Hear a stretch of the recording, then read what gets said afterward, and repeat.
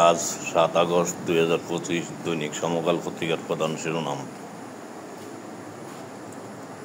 তফসিল ঘোষণা, ডিসেম্বরের নির্বাচন আয়োজনে ইসিকে প্রধান উপদেষ্টার চিঠি। রাজনৈতিক দলের কর্মসূচি ঘিরে ঢাকায় যানজট।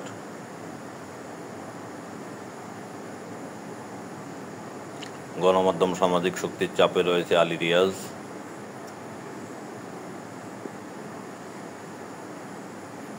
ওএসডিসি উচ্চপদস্থ পুলিশ কর্মকর্তাকে কেন ঢাকার বাইরে পাঠানো হলো? কেন রাশিয়া থেকে তেল কেনা বন্ধ করছে না মোদি? সিএনএন বিশ্লেষণ।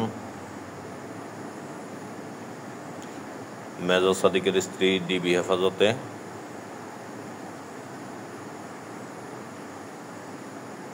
হাসপাতালের বিল দিতে না পেরে সন্তান রেখে পালিয়ে যান মা বাবা।